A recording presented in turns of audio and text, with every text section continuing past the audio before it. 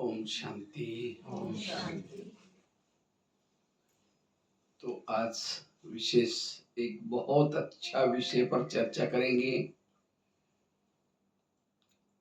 हम अपने स्वयं का परिवर्तन कैसे करें और स्वयं के परिवर्तन के आधार से भविष्य का पद ऊंचा कैसे प्राप्त करें, उसके लिए किन बातों का पुरुषार्थ करना है। तो स्वयं के परिवर्तन का सबसे पहला आधार है स्वयं के इंद्रियों पर शासन करना। और जो संगम युग में इंद्रियों पर शासन करता है वो भविष्य का क्या बनता है? राजा बनता है। तो इसमें से राजा किसको किसको बनना, हाथ खड़ा करो। जैसा भी भगवान वाले राजा बनेंगे। क्योंकि हमारा लक्ष्य क्या है? हम पढ़ाई करने के लिए क्यों आए? राजा बनने के लिए। ये पूरा जो ज्ञान और योग प्रजा के लिए नहीं है, राजा बनने के लिए। लेकिन प्रजा कैसी बनेगी फिर? दास दासी कैसे बनेंगे? जो बाबा कहता है वो करता नहीं, इंद्रियों पर शासन नहीं करता, वो ऑटोमेटिकली दासिया बन जाते हैं, साहूकार बन जाते हैं, चटनी हो जाते हैं। लेकिन जिन्होंने इंद्रियों पर शासन किया वो क्या बनेगा? राजा। तो आप लोगों ने हाथ खड़ा किया था, हम राजा बनने वाले हैं। तो क्या आप सभी का अपने इंद्रियों पर शासन है? प्रश्न ये है। कोशिश करके तो संगम में खत्म होने वाला है। अगर कोशिश करेंगे तो लास्ट के द्वापर कलयुग का राजा बनेंगे। फिर हमें तो सतयुग स्टार्टिंग का राजा बनना है। संगम युग में समझो किसी का 10 साल ज्ञान में चलने के लिए मिला और 10 साल में से उसने 8-9 साल ऐसे गंवा दिया और 1-2 साल के लिए बहुत पुरुषार्थ किया, तो वो क्या बनेगा? सतयुग त्रेता में राजा नहीं बनेगा, क्योंकि 10-8 साल गंवा दिया और लास्ट में 1-2 साल, तो द्वापर कलयुग में राजा बनेगा। समझो किसी को संगम युग के 20 साल मिले, उसने शुरू में तो अच्छा पुरुषार्थ किया, लेकिन बीच में कोई ऐसी माया आई 10 साल के बाद, 10 साल व्यर्थ गंवाया। तो शुरू में तो राजा बना, बाद में द्वापर कलयुग में क्या बनेगा? दास दासी। संगम युग के एक एक दिन का बड़ा महत्व है। इसलिए कोशिश नहीं, अब वास्तव में बाबा हमें जो ज्ञान सुनाता है सो परिवर्तन का, तो सो परिवर्तन का आधार क्या है? इंद्रियों पर शासन करना। आज कई भाई बहनों के क्वेश्चन है, क्या योग नहीं लगता, और क्वेश्चन है मुझे सहन नहीं होता, और क्वेश्चन है मेरे संस्कार नहीं बदलते। इन सब का कारण है इंद्रियों की अधीनता। इसलिए बाबा कहते हैं बच्चे तुम स्वयं को बदलो। तो स्वयं को बदलना मतलब क्या करना? बैच पहन लिया, सफेद ड्रेस पहन लिया, बदल गए। रोज आकर मुरली सुन ली, योग लगाया, बदल गए। स्वयं को बदलना अर्थात इंद्रियों पर शासन करना। स्वयं को बदलना, जिसको ही बाबा के शब्दों में बाबा कहते बच्चे अनुशासन करो। अनुशासन, अनु मतलब आत्मा, शासन मतलब राज्य। जिस आत्मा का शासन बॉडी पर है वही क्या बन सकता है? राजा बन सकता है। क्योंकि हमारे सारे प्रॉब्लम के जड़ कोई व्यक्ति नहीं है, प्रॉब्लम की जड़ है इंद्रिया। इसलिए स्वराज्य अधिकारी, अगर अपने आप को बदलना है, जिसको बाबा कहते हैं charity begins at home. Home मतलब घर, तो घर से शुरुआत करो। घर मतलब कई क्या समझते? लौकिक घर। लौकिक घर नहीं, ये शरीर आत्मा का पहला घर है। तो क्या इस घर में रहने वाले ज्ञान में सब चलते हैं? आंखें ज्ञान में चलती हैं? अगर आंखें ज्ञान में चलती, योग में बैठते बंद हो जाती। मोबाइल में कोई गलत चीजें देखते तो बंद नहीं होती, टक टक करके 12 भी बजा वो देखती रहेगी।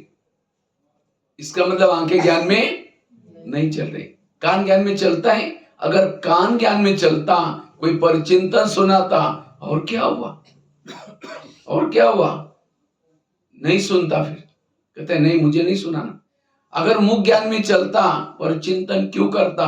इसलिए एक एक इंद्रिय हमारी ज्ञान में चले, ये है परिवर्तन का आधार। ब्रह्मा बाबा नारायण बने, क्या किया बाबा ने? बाबा ने रोज अपने इंद्रियों का दरबार लगाया, लेकिन आज हमारा इसके तरफ ध्यान है, हाँ? इसलिए स्वराज्य अधिकारी ये परिवर्तन का आधार, और भविष्य के पद का आधार है। भागो नहीं इधर उधर, लेकिन हम क्या करते हैं, और बातों में लगे हैं, लेकिन अपने पर अंधेरी नगरी चौपट राजा, टकेचर बाजी टकेचर खाजा। इस नगरी का राजा सो है, उसके अंदर जोचे हो रहे, आंखें जोचे देख रहे हैं, मुख जोचे बोल रहे हैं, अंधा पीस रहा है, कुत्ता बैठ करके खा रहा है। अंधे को क्या लगता है, मैंने एक बोरी पीसा, लेकिन उसको क्या पता कि जमा कुछ भी नहीं है। इसी तरह यहाँ आ रहे, योग लगा रहे, मुरली सुन रहे, सारा दिन वेरत, आंखें वेरत देख रहे, कान वेरत सुन रहे, मुख वेरत बोल रहे, जमा कुछ भी नहीं। ये भक्ति मार्ग नहीं है। देवता बनने के लेसन है इंद्रियों पर शासन करना। नहीं तो भक्ति मार्ग में क्या किया, मंदिर में गए, अगरबत्ती लगाई, नारियल तोड़ा, हो गई पूजा, या आए, मुरली सुन ली, बाहर चले गए, क्या हो रहा है कोई लेना देना नहीं। ये पढ़ाई है। इसलिए हमें अपने इंद्रियों पर शासन करने का पुरुषार्थ करना है, स्वराज्य अधिकारी बनने का पुरुषार्थ करना है। हर इंद्रियों पर, जैसे प्रधानमंत्री दिल्ली में शांति में कब बैठेंगे, जब उसके पार्टी के सारे लोग अपनी ड्यूटी एक्यूरेट करता है। एक ने गलती की, उनकी नींद फिट जाती। आत्मा भी भ्रुकुटी में शांति में तब रहते हैं जब हर इंद्रिय अपनी ड्यूटी एक्यूरेट करता है। अगर आंखों ने गलत देख ली तो आत्मा शांत हो गया, कान ने गलत सुन लिया, आत्मा शांत हो गया। आजकल मम्मी पापा इतना बिजी है, बच्चा कहां जा रहा है, किसके संग में जा रहा है, क्या देखता है, कोई पूछने का देखने का टाइम ही नहीं।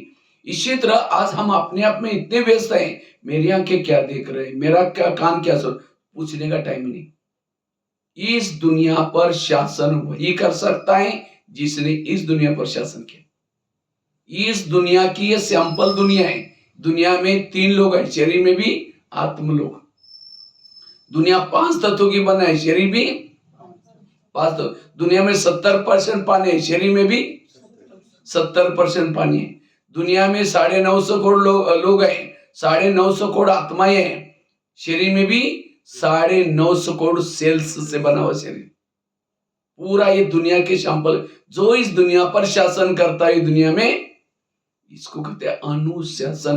अनु मतलब आत्मा, शासन मतलब राज्य। कई माता कहते मेरे बच्चे मानते नहीं। क्यों नहीं मानता? जिसकी इंद्रियां नहीं मानती उसका कोई भी नहीं मानेगा। अगर भविष्य में प्रकृति मेरा ऑर्डर माने, लोग मेरे ऑर्डर माने, उसके लिए मुझे यहां प्रैक्टिस करनी है, हर इंद्रिया मेरी ऑर्डर माने। मन को कहा, ये मन तुम परमधाम में जाना, मन मार्केट में चला गया। जब मेरा मन ही नहीं मानता, मेरी आंखें नहीं मानती, कौन मानेगा? ये है पुरुषार्थ, ये है परिवर्तन का आधार। इसीलिए बाबा कहते बच्चे स्वराज्य अधिकारी बनो, एक एक इंद्रियों से बातें।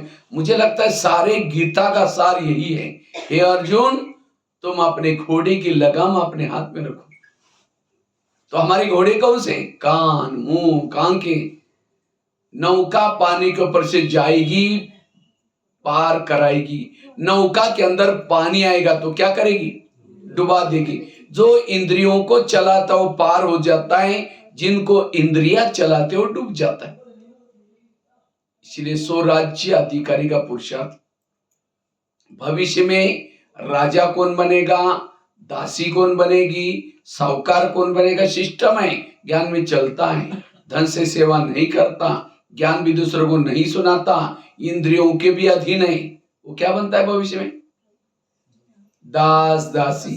दास दासी वो बनते जो उदास रहते, और उदास वो होते जो इंद्रियों के अधीन है। उनको भगवान आए हैं फिर भी खुशी, भले स्वर्ग में जा रहे खुशी, उसको पता ही मैं कितना पानी में हूं, मैं खुद अधीन। अधीन वाला कभी अधिकारी नहीं बन सकता। कोई ज्ञान में चलता है, धन से सेवा करता है, ज्ञान दूसरों को सुनाता है, लेकिन इंद्रियों के अधीन है, वो क्या बनेगा? साहूकार। क्यों? उसने धन से सेवा की थी, ज्ञान दूसरों को सुनाया था, अनेक गुना होकर के मिला तो क्या बना? साहूकार। कोई ज्ञान में चलता है, धन से सेवा करता नहीं, ज्ञान दूसरों को सुनाता नहीं, लेकिन इतना गुप्त पुरुषार्थ कर रहे हैं, अपने इंद्रियों पर शासन किया, योग बल और इसे, तो क्या बनेगा? राजा। राजा तो बनेगा, लेकिन कंगाल राजा बनेगा। दिया किसी को नहीं, हाँ? दिया ही नहीं तो फिर राजा। हाँ, तो इसीलिए बाबा तन से सेवा करो, मन से, ये ऑलराउंडर। कईयों को कहता है हमें तो कोई बाबा से मतलब है, हमें कोई सेवा से बस अपनी स्थिति बनाने, ये भी नहीं।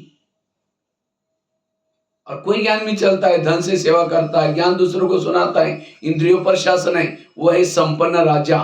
तो चेक करो मेरी गाड़ी कौन से ट्रैक पे है, बताओ। हाथ खड़ा किया था, हम राजा बनने वाले हैं, तो देखो मैं राजा हूं, दास दासी हूं या क्या हूं? अभी भी ट्रैक को बदल सकते हैं। बाबा ने कोई भी मुरली में नहीं कहा जो मधुवन में रहने वाले वो राजा बनेंगे, जिन्होंने मम्मा बाबा को देखा है वो राजा बनेंगे। ये भी नहीं कहा कि जो बहुत साल से ज्ञान में राजा बनने का आधार है सो राज्याधिकारी। और जिसका इंद्रियों पर शासन है, सब कहेंगे माता बड़ी अच्छी है, ये भाई बहुत अच्छा है। क्यों? उसका इंद्रियों पर शासन है।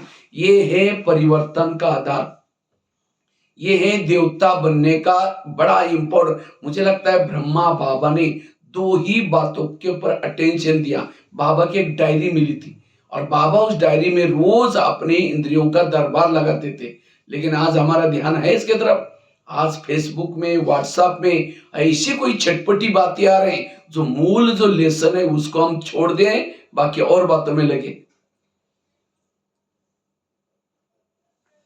क्योंकि हमारा मुख्य लक्ष्य है विकार पर जीत प्राप्त करना। विकारों को जीतने का आधार है स्वराज्य अधिकारी स्थिति। भारत में अंग्रेज घुसे थे, कैसे घुसे थे? बिजनेस करने आए। भारत में अंग्रेज आए, भारत में नवाबों का शासन था उस समय। बंगाल का नवाब, बिहार का नवाब, सूरत का नवाब। अंग्रेज आए, नवाबों के साथ दोस्ती की और दिल्ली के ऊपर अटैक किया। इसी तरह ये काम क्रोध ये भी अंग्रेज है। वो भी क्या करते हैं, ये शरीर हमारे एक इंडिया है, और ये इंडिया की राजधानी दिल्ली का है या अब्रुकुटी में। तो क्या करते हैं, काम क्रोध रूपी अंग्रेज शरीर रूपी इंडिया में जो नवाब है, कौन से? कान, मुख, आंखें, अपना अपना शासन है, कोई किसी का नहीं मान रहे। तो इनके साथ दोस्ती करते हैं, इसके साथ दोस्ती करते करते दिल्ली के ऊपर अटैक। और इसीलिए आज हमारा देश क्या है? शरीर रूपी देश गुलाम है। हमारा पुरुषार्थ और कुछ नहीं, इस गुलामी से स्वतंत्र बनना। भारत को स्वतंत्र बनाने के लिए क्या किया था? क्या किया था? सत्याग्रह किया। हाँ, सत्याग्रह में वो अभी कल परसों देख के आए, जालियनवाला बाग। वो बाग, वहां एक ही दरवाजा कहते, एक ही दरवाजा था, और वहां भारतवासी कुछ नेताओं की अपनी मीटिंग चल रही थी, कैसे हम अंग्रेज लोगों को निकालना है, ये क्या करना है उसके लिए। तो उनको जब पता चला, वो आए और आकर के उस दरवाजे में खड़े होकर के ऐसी गोलियां की, और वहां कुआं था, काफी लोग उसको कुएं में गिर गए, कई तो सारे खत्म। और ये सब बातों से भारतवासियों के अंदर क्या हो गया, फिर नफरत पैदा की। अंग्रेज हमारी उन्नति के लिए नहीं आए, हमारे ऊपर प्रभाव डालने के लिए आए। तब जाकर के सोचा कि अब इनको भगाना है। उसके लिए नमक का सत्याग्रह, दांडी यात्रा, मुझे लगता है कुछ नारे बनाए, उसके बाद अलग अलग सभा लगाई, उसके साथ एक अखबार भी तब से चालू किया, गणपति का त्योहार भी तब से चालू हुआ। वो वंदे मातरम में वो नारा बोलते थे, लेकिन अंग्रेज लोग उनको बोलने नहीं देते थे, इंडिया वालों को। उनको लगता है वंदे मातरम मतलब बांधो और मारो, हमको बोल रहे। और तब जाकर के जनता जागृत हो गई और तब अंग्रेज लोग क्या किए, चला गया। इसी तरह आज हमारे शरीर रूपी देश में अंग्रेज घुसे, ये विकार घुसे, अब उनको भगाना है तो हमारी जनता को जागृत करने की जरूरत है। हमारी जनता कौन है?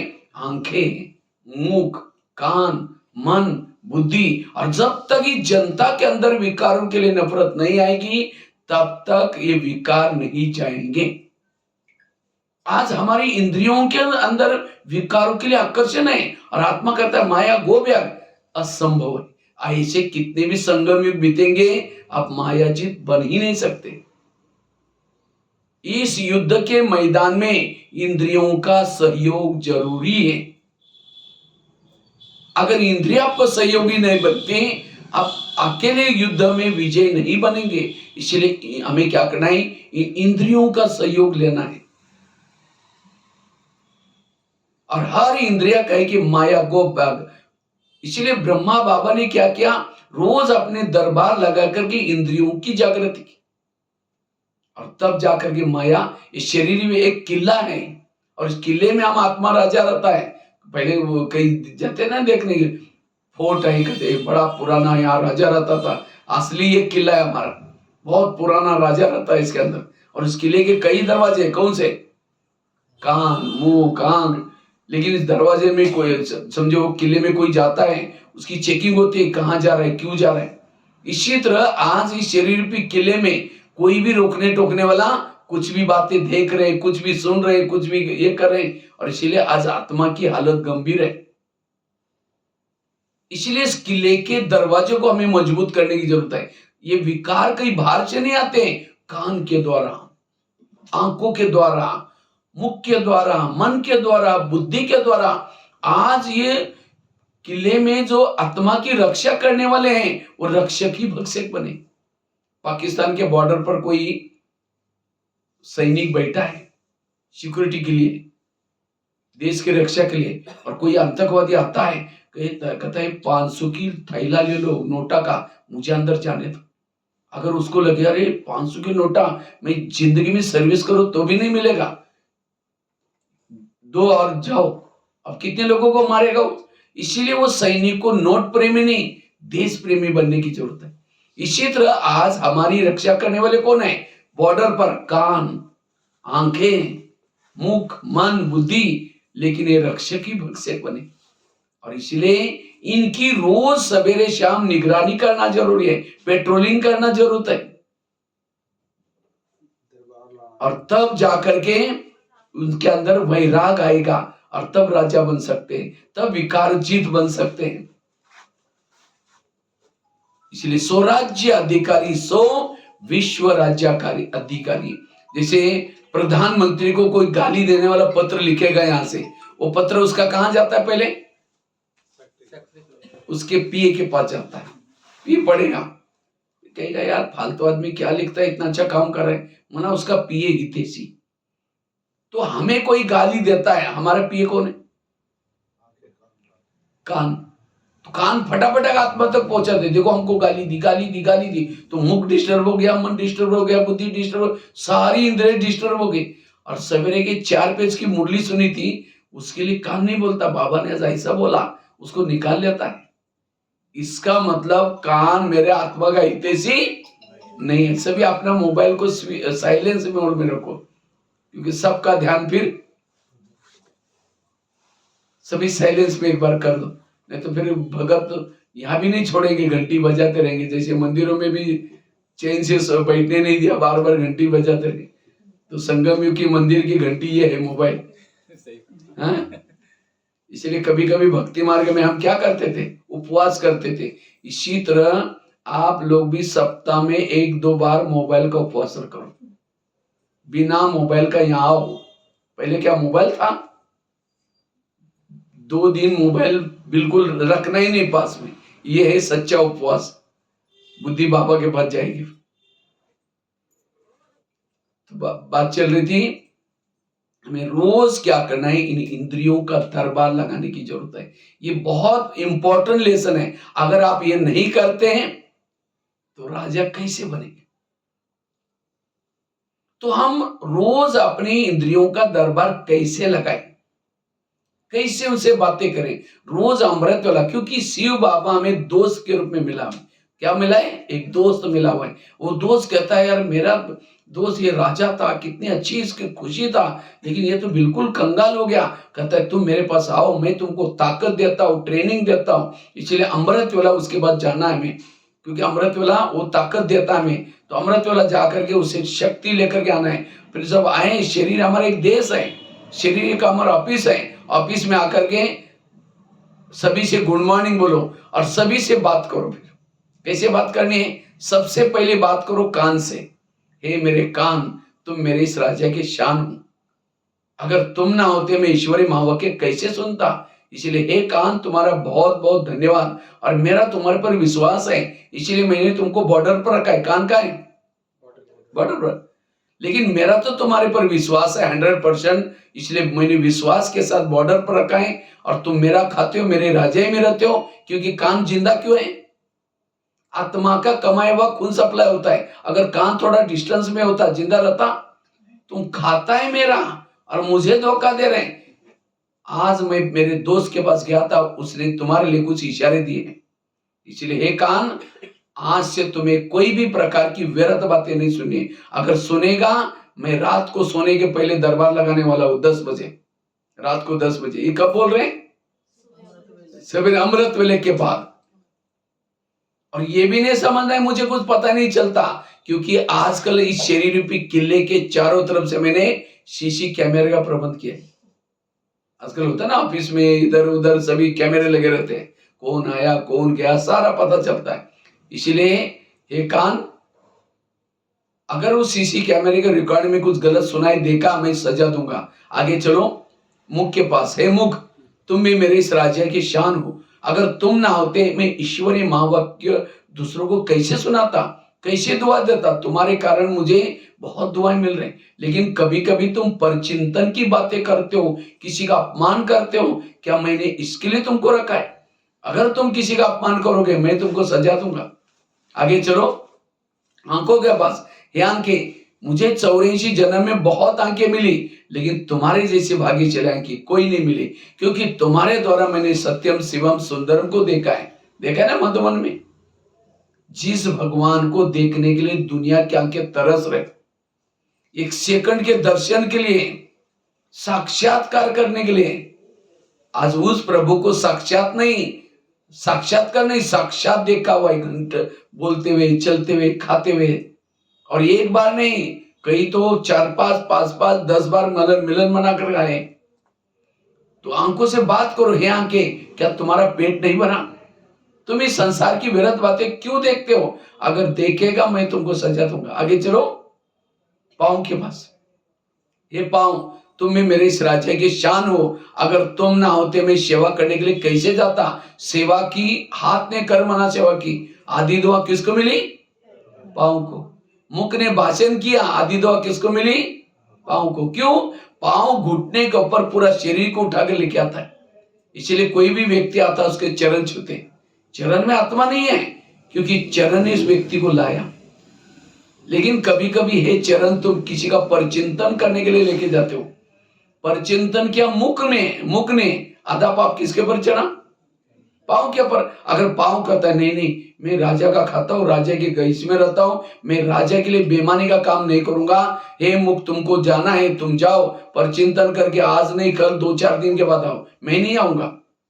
तो मुख कहेगा ठीक है तुम नहीं जाएगा, मैं जा रहा हूं। अकेले निकल करके जाएगा? माना हर इंद्रिया मिली है, आत्मा के लिए उल्टा, तो कैसा परिवर्तन होगा। इसलिए आज कई कहते मुझे कोई रिगार्ड देता ही नहीं, मुझे कोई रिस्पेक्ट क्यों नहीं देता? जिसकी इंद्रिय आत्मा को रिगार्ड नहीं देती, उसको कोई रिगार्ड रिस्पेक्ट नहीं देगा। इसीलिए हर पांव के लिए आत्मा के प्रति प्यार चाहिए, स्नेह चाहिए, तब जाकर के गलत काम नहीं होगा। आगे चलो मन के पास। हे मन, तुम्हें मेरे इस राज्य की शान, अगर तुम मेरे राज्य में ना होते मैं ईश्वरीय ज्ञान का चिंतन कैसा करता। लेकिन कभी कभी तुम व्यर्थों का भी चिंतन करते हो, अगर करेगा मैं तुमको सजा दूंगा। आगे चलो बुद्धि के पास, हे बुद्धि, मैंने सभी इंद्रियों में से चुन करके तुमको मंत्री बनाया। और कौन सा मंत्री है बुद्धि? केंद्रीय मंत्री है, गृह मंत्री है। पूरा कारोबार किसके हाथ में है? समझो मन में विचार है मुझे फिल्म देखने के लिए जाना है, तो मन की फाइल कहां जाती है? बुद्धि के पास। फिर बुद्धि कहेंगे हाँ ठीक है जाओ। अब जाओ बोलते ही पांव चले गए, मुख चला गया, आंख चली गई, सारी इंद्रियां गई। तो आज तक मेरे जीवन में जो भी पाप हुआ है, साइन किसकी? बुद्धि की। तो कभी एकांत में ऐसे अपनी इंद्रियों से बातें करना, तब इंद्रियों के अंदर आएगा कि अरे सचमुच हम राजा को धोखा दे रहे, ये नहीं करना चाहिए। और जब इंद्रियों के अंदर आएगा तब जाकर के बुद्धि इधर उधर भटकेगी नहीं। अगर बुद्धि ठीक है, बुद्धि मंत्री ठीक है, बुद्धि ठीक है, मंत्री ठीक है, तो सारा कारोबार कैसा? इसलिए कहते हैं सुखी है राजा, सुखी है कब? जब ये सारे अनुशासन में चलते हैं, तब आत्मा को भी सुख है। आज सुख क्यों नहीं है? क्योंकि इंद्रिया, जैसे आपके घर में कोई डिस्टर्ब करने वाला एक व्यक्ति है तो सारे घर में डिस्टर्बेंस। इसी तरह इस इंद्रियों में से कोई एक भी अगर एंटी में, जैसे कर्ण बहुत होशियार था महाभारत में आला, लेकिन कर्ण असफल क्यों बना? उसके रथ ने उसको धोखा दिया। इसी तरह ज्ञान में बहुत होशियार है, लेकिन अगर इंद्रियों जितने धोखा खाएंगे। इसलिए कृष्ण जब रथ में बैठता है पहले क्या करता है? घोड़ों को प्यार करता है, थपथपाता है। क्यों? घोड़े जाकर के दुर्योधन में गिर जाएंगे तो क्या हो जाएगी? पराजय हो जाएगी। इसी तरह हमें भी अमृत वाला करके जब शरीर रूपी रथ में आते हैं, पहले क्या करो? घोड़ों से प्यार करो। जब नहाते धोते हैं, कान से कहो हे कान, तुम आज कोई ऐसी बातें ना सुनना जो मेरा सिर झुक जाए। हे आंखें, तुमको ऐसी चीजें ना देखना जो मेरा सिर झुक जाए। हे मुख, तुम ऐसी कोई, तो इंद्रियों से प्यार करो। आज कभी भी हमें बैठ करके आज 24 घंटा ये इंद्रिय आपको कितना सहयोग दे रहे, लेकिन कभी प्यार किया उनसे? लंदन फोन कर रहे हैं, औरों को फोन कर रहे हैं, और घर में किसी से बात नहीं कर रहे। इसलिए लॉकडाउन में क्या कहा था? घर में रहो, परिवार के साथ रहो तो ठीक रहेंगे।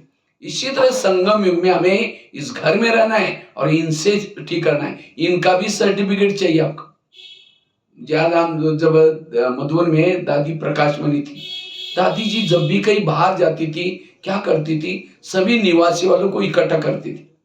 देखो आज मैं मिलूंगी सबसे, तो मिल करके सभी की महिमा करते थे। देखो आप लोग इस घर की शोभा हो, आप कितनी अच्छी सेवा करते हो, आपके कारण मधुबन इतना ये है। सभी भाई बहन आते, खुश होके जाते, महिमा करती थी, टोली खिलाती थी। और इसीलिए फिर मधुबन वाले क्या करते थे? दिल जान लगा करके सेवा करते थे। ये है राजा की निशानी। लेकिन आज हम कभी अपनी इंद्रियां जो 24 घंटा आपको मदद करती हैं, कभी प्यार करते हैं उनसे? कभी पूछते भी नहीं, मुख को धन्यवाद कभी नहीं देते। तुमने बहुत अच्छा 1 घंटा अच्छा भजन किया, कान तुमने ये आधा घंटे की इतनी अच्छी मुरली सुनी। इसीलिए इंद्रिय कहते अरे राजा है क्या क्या, हमको कभी पूछता ही नहीं है। और इसीलिए इंद्रिय आपसे विपरीत चल रहे। इसलिए इस लगाम को अपने हाथ में लो। ये है पुरुषार्थ, और ये पुरुषार्थ ब्रह्मा बाबा ने किया। इसलिए बाबा प्यारे क्यों बने सबके? क्यों बने? क्योंकि बाबा का इंद्रियों पर शासन था। इसीलिए स्वराज्य अधिकारी स्थिति। ये हो गया सवेरे का दरबार। फिर रात को सोने के पहले फिर दरबार लगा दो। कितना बजे? 10 बजे। सभी इंद्रियों से बुलाओ और बुला करके बात करो। सबसे पहले बात करो कान से। कान, आज तुम्हारा सारा दिन का चाट कैसा रहा? तुम्हारा बहुत बहुत धन्यवाद। सवेरे 7 बजे तुम्हारे द्वारा मैंने मुरली सुनी थी, लेकिन 12-1 बजे को एक माता जी आई थी और किसी की व्यर्थ बातें सुना रही थी, और तुमने बड़ा नजदीक जाकर सुना था। और क्या हुआ? क्योंकि सीसी कैमरे के रिकॉर्डिंग में मैंने सब देखा। बताओ, मैंने तुमको सुनने के लिए मना किया था सवेरे, तो भी तुमने सुना। इसीलिए तुम्हारे लिए सजा। सजा मतलब कान को काट करके फेंकने की सजा नहीं, तो मेरे राज्य से निकल जा, ये नहीं सजा देनी। कौन सी सजा दो? दोबारा उसको मुरली सुना। क्योंकि जिस कान में ज्ञान कम है वहीं पर चिंतन सुनेगा। अगर कान में भरपूर ज्ञान है, नहीं सुनेगा, कहेगा मुझे नहीं सुनना। आगे चलो मुख के पास, मुख को पूछो तुम्हारा चाँद कैसा रहा। समझो कान ने दरवाजा खोला, दुश्मन को अंदर कर लिया, तो तुमसे कम से कम तुम तो अपनी ड्यूटी अच्छी करता। तुमने भी बोला हाँ वो माता ऐसे, उसने कई बार ऐसे किया है, क्योंकि मैं तो 5 दरवाजे के बीच में बैठा हूं। अगर तुम्हारे से दुश्मन ये होता तो आगे से तो बच जाता। इसीलिए तुम्हारे लिए मुख के लिए सजा कौन सी? कल के दिन तुम्हारा कारोबार बंद रहेगा। मौन है मुख की सजा। अगर मौन रखेंगे तो दूसरे दिन अपने आप अक्कल आ जाती। ये है राजा। तो हाथ खड़ा किया था कि हम राजा बनने वाले हैं, तो क्या इतना सूक्ष्म अटेंशन है। इसलिए ये अटेंशन, ये है पुरुषार्थ, और ये ब्रह्मा बाबा ने किया, दादियों ने किया। क्योंकि राजाओं की भी निशानी है। राजा की पहली निशानी क्या है? राजा जिस शहर में रहता है सब लोग उसका कहना मानते। तो आप जिस शरीर में रहते हैं, क्या सारी इंद्रियां आपका कहना मानती है? नहीं मानती तो आप राजा कैसे? राजा उसको फांसी देता है, शिक्षा देना इंद्रियों से। दूसरी राजा की निशानी, राजा दानी होता है। राजा के घर से कोई खाली नहीं जाता। सभी के अपने अपने कर्मेंद्र तो अभी तो ये कर रहे हैं, नहीं तो कोई के तुम्हें देखकर आंखें बंद हो रहे। माए सोचते यार ये मेरा तो राज्य तो चला जाएगा, तो इसीलिए आंखों को थोड़ा सा नींद के झोली इसमें गए। अब आंखें बंद तो कान बंद, अब आंखें बंद कान बंद तो कुछ सुना ही नहीं, तो फिर राज्य कैसे करेंगे? इसलिए सभी अलर्ट, बीच बीच में भले ताली बजाते ना, ताली बजाने से मेरा उमंग नहीं आएगा, लेकिन बाजू में कोई सो रहा है उठ जाएगा, तब वो भी सेवा हो जाएगी आपकी। इसलिए अलर्ट होकर के क्लास सुनना। मुझे लगता है ये क्लास आप पहली बार ही सुन रहे होंगे, ये वाला टॉपिक मोटा सुना, ब्रेक में नहीं सुना। एकदम गहरी टॉपिक है ये। यही करो, बाकी कुछ करने की जरूरत नहीं तो कहीं कहते योग में ये कर रहे, उसमें लग रहे। जब तक ये नहीं करेंगे तब तक ना संस्कार बदलेंगे। इसलिए इंद्रियों को अपने सहयोगी बना दो, जनता को जागृत करो। राजा की दूसरी निशानी दान करता है। जो दान करता वो राजा है। तो आप लोगों ने हाथ खड़ा किया, हम राजा बने, इतना दान करते हैं। शक्तियों का दान, गुणों का दान। समझो कोई पड़ोस ने रोज घंटी बजा करके कहते हैं देवी आओ मुझे दर्शन दो, देवी बाजू में कभी एक शब्द भी नहीं बोला उसको, कंजूस है।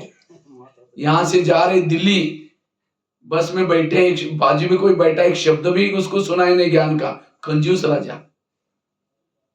इसलिए दान करता वो राजा है। अगर नहीं सुनता तो इतना भी कहो बाबा इस सामने वाले व्यक्ति का भी आप कल्याण करना, ये भी सतयुग में आ जाए तो बहुत अच्छा होगा। बस ये शब्द छोड़ दो, 8 दिन शब्द छोड़ दो, उसका प्रयोग होता रहेगा।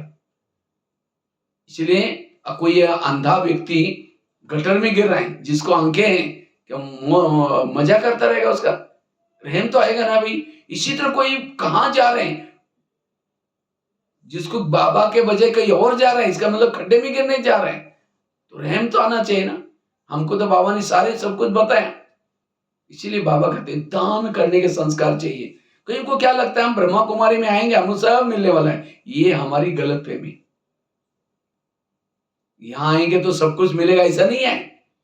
यहां करना पड़ता है तब मिलता है। एक बहुत ही शादी से पहले बहुत दान पुण्य करते, लेकिन जब उसकी शादी हुई दान पुण्य नहीं करती, क्योंकि उसकी शादी सेठ जी के घर में हुई थी। वो थे सेठ जी लेकिन थे कंजूस, कभी भी दान पुण्य नहीं करते। तो एक दिन एक सन्यासी आया था, तो उस समय सास बहू पति ये सब महल के बाहर, उनका बड़ा महल था, पूरा शहर में सबसे अच्छा महल था बड़ा। तो बाहर बैठे थे, इतने में सन्यासी ने कहा मुझे भिक्षा चाहिए।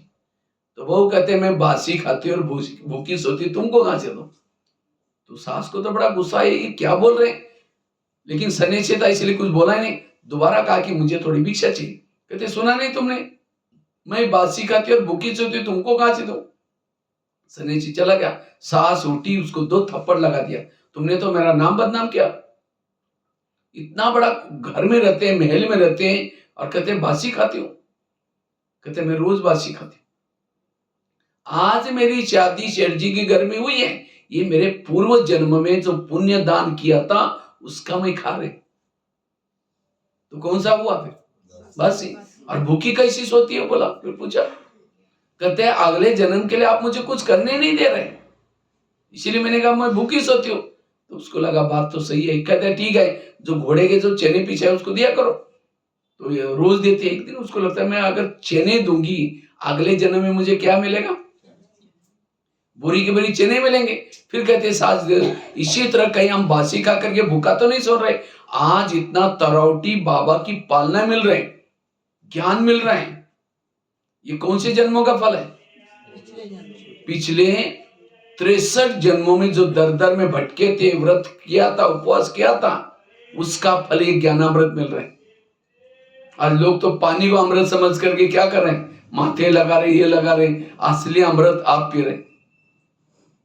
तो कितने बड़े भाग्य, वो तो एक बूंद के लिए प्यासे हैं, लेकिन हम सागर हमको मिला है, ये 63 जन्मों का फल मिल रहा है। तो कौन सा खा रहे हैं? बासी। और आगे भविष्य के लिए मैंने कुछ किया ही नहीं, ना सेवा करें ना दान पुण्य करें, तो कैसे सो रहे? भूखे सो रहे। अगर मुझे धन चाहिए पूरा 84 जन्म के लिए, मुझे धन से सेवा करनी है। कितना दिया वो मत होगा नहीं।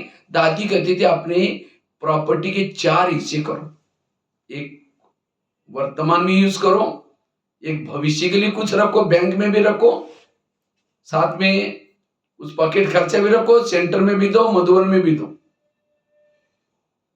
नशे में आकर के सारा देना नहीं है, ये तो प्रॉब्लम आएगा, फिर कहेंगे। और सारा बैंक में भी नहीं रखना, ये कितना हम दिया वो नहीं है, मेरे पास कितने आते हैं उसमें से 4 भाग करना। इसलिए बासी खा करके भूखा, अगर आपके पास व्हीकल है, गाड़ी है, सेवा में लगाते हैं तो आपको गाड़ियों से कोई कमी नहीं पड़ेगी। अगर उस जगह पर समझे पाठशाला नहीं है, आपका घर बड़ा है, पाठशाला खोलो, मकान से कोई कमी नहीं पड़ेगी। अगर कहीं फ्री है, यहाँ आओ, झाड़ू पोछा करो, कभी ये सेवा करो, आपका हेल्थ अच्छी मिलेगी। जो करेंगे वही चीज आपको मिलेगी। इसलिए बासी खा करके, और अभी तो स्वीकार कर रहे हैं बाबा, आगे चल करके आपका लेगा भी नहीं बाबा। फिर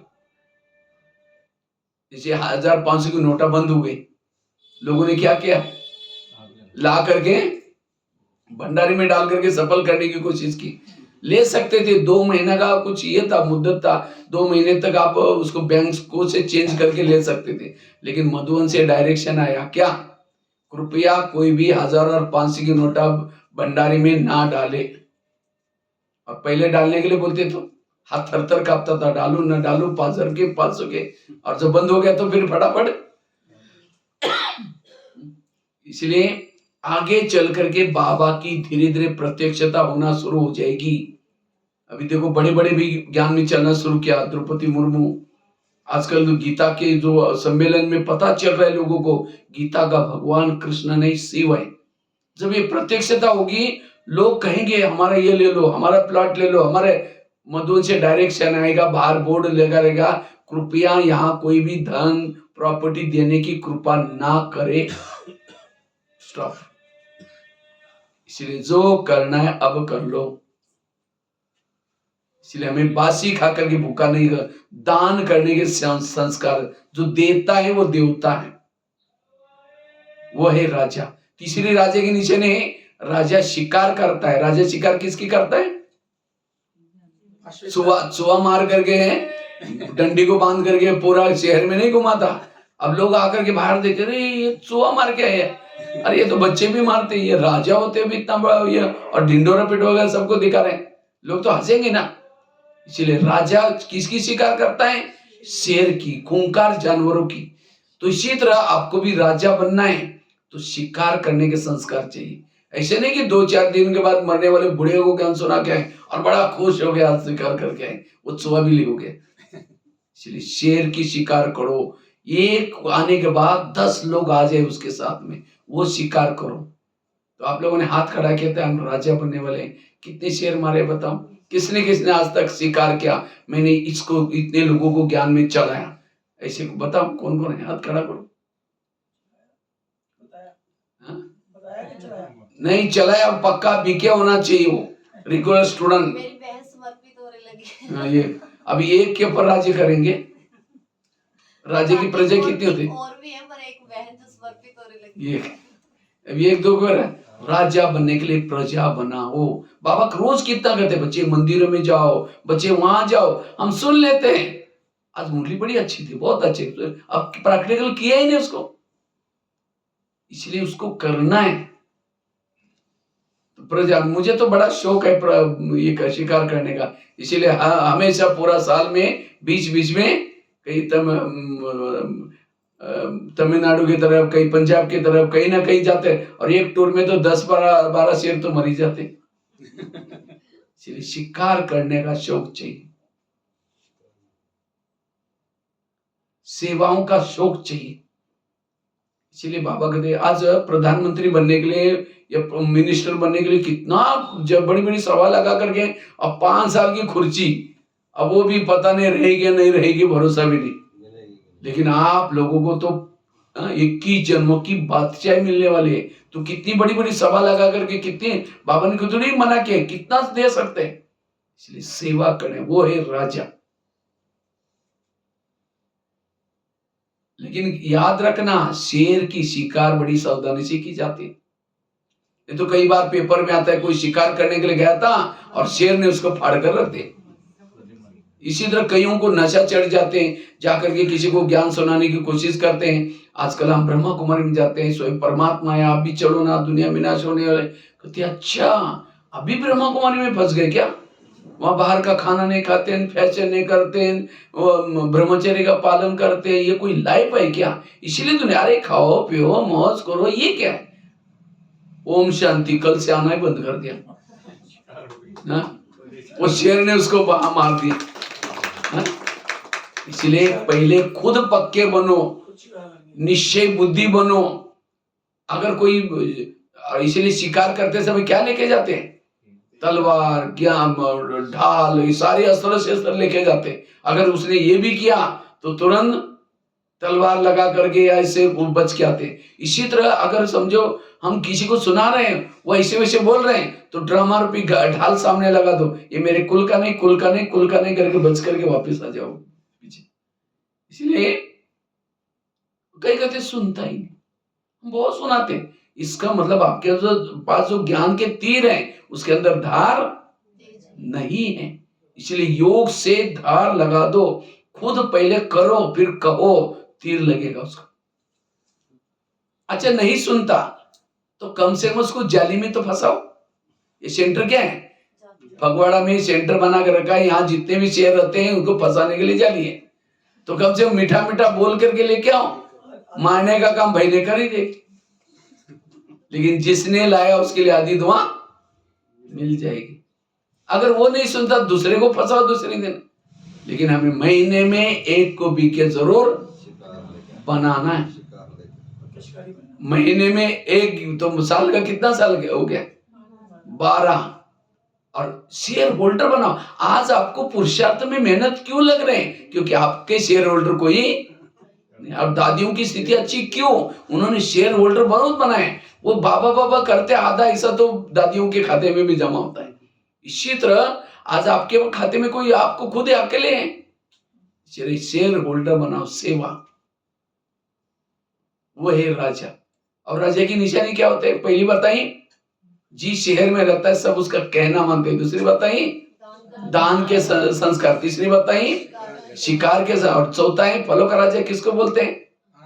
आम को। क्यों? मीठा तो उसे चीकू ज्यादा मीठा है, रस भी होता है, बोलने में मीठा।